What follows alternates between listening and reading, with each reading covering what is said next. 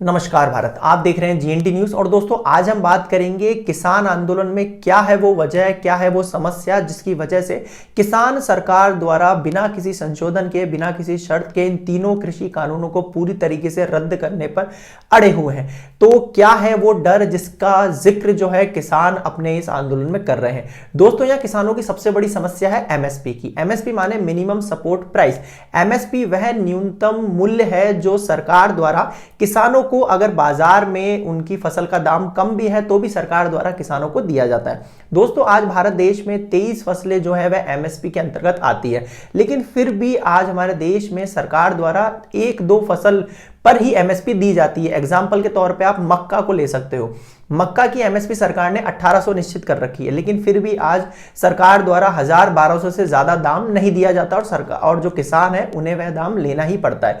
अब समस्या यही है, जब सरकार ही किसानों को यह दाम नहीं मुहैया करा पा रही है तो किस तरीके से जो किसान भाई हैं वह प्राइवेट मंडियों पर, प्राइवेट कॉरपोरेट हाउसेस पर भरोसा करें कि वह फ्यूचर में उन्हें इस सरकार से ज्यादा अच्छा दाम दे देंगे। दोस्तों, यहां सबसे बड़ी दिक्कत जो उठ के आ रही है वह यह है कि सरकार का यह पक्ष है कि हम प्राइवेट मंडियों को लगाएंगे, लेकिन पुरानी सरकारी मंडियों को नहीं हटाएंगे। यह बात बिल्कुल सच है कि पुरानी मंडियां जैसी हैं बिल्कुल वैसी ही रहेंगी, सारा काम बिल्कुल वैसा ही चलता रहेगा और साथ में जो नई प्राइवेट मंडियां वह लगाई जाएंगी, ये बात बिल्कुल सच है। लेकिन दिक्कत प्राइवेट मंडियों की नहीं, दिक्कत है यहां पे एमएसपी को खत्म करने की।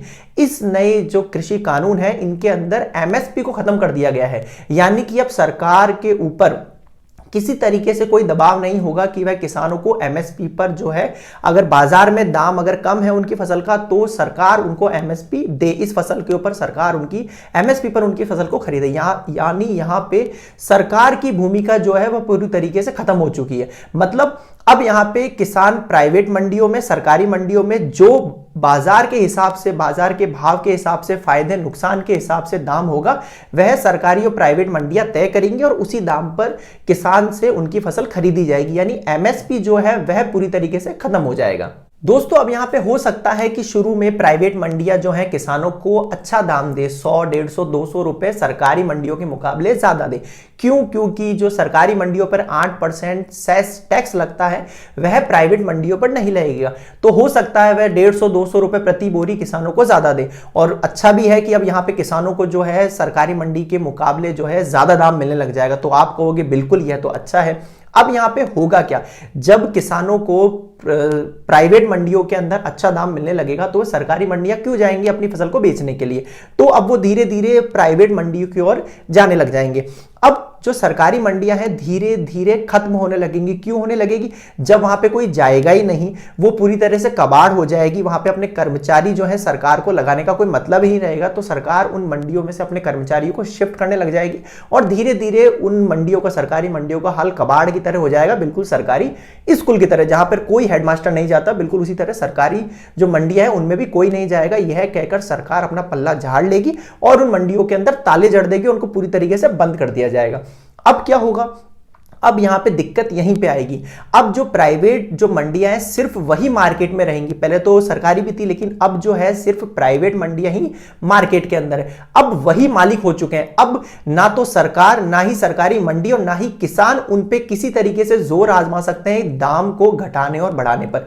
अब वह अपनी मर्जी के मुताबिक जो है फसलों का दाम, मतलब जो मार्केट के हिसाब से, फायदे नुकसान के हिसाब से दाम को घटा वह बढ़ा सकते हैं। इस पर अब ना सरकार की ना किसानों की कोर जोर रहेगी। क्यों? क्योंकि अब कानून बन चुका है और वह मार्केट में इकलौते जो है राजा हो चुके हैं।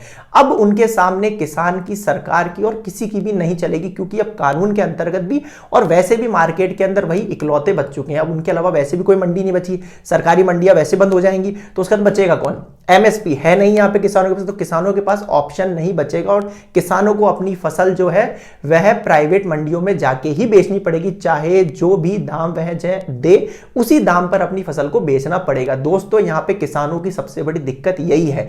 क्यों?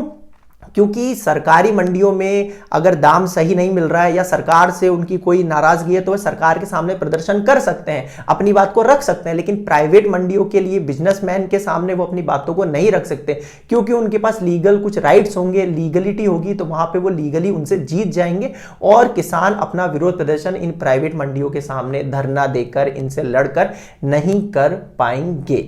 दोस्तों आप इसे एक एग्जाम्पल से समझ सकते हैं। आपने जियो नेटवर्क के बारे में सुना होगा। दोस्तों जियो नेटवर्क भारत में आया था 5 सितंबर 2016। उस वक्त यह भारत में बिल्कुल नया नया था। मुकेश अंबानी जी ने अपना दिमाग दौड़ाया और भारत में सभी को फ्री सिम, फ्री डेटा बांटा। बाकी जो एयरटेल, वोडा थे वह यह समझने में ही लग गए कि ये फ्री सिम और डेटा देने से इस जियो का क्या फायदा हुआ। लेकिन हाँ, फायदा हुआ।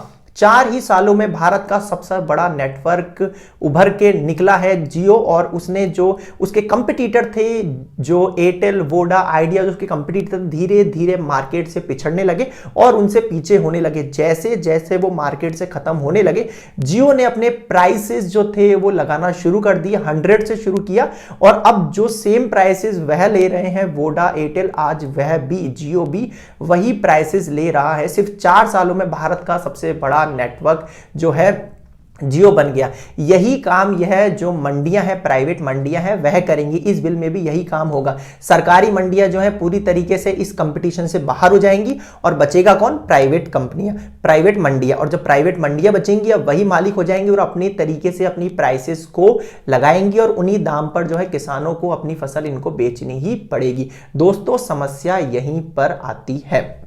दोस्तों आपकी इसको लेकर क्या राय है? क्या सरकार को डिसीजन लेना चाहिए है? इसको लेकर आप हमें अपने वैल्यूएबल कमेंट जरूर कमेंट बॉक्स में कमेंट करके बताइए, और आप इसको लेकर क्या सोचते हैं और सरकार का इस पे जो पक्ष है वो कितना सही है आप हमें बता सकते हैं। वीडियो पसंद आया तो please like the video, subscribe GND news channel and press the bell icon, ताकि नेक्स्ट वीडियोस के नोटिफिकेशन आप तक सबसे पहले पहुंचे। आज के लिए इतना ही, धन्यवाद। जय हिंद, जय भारत।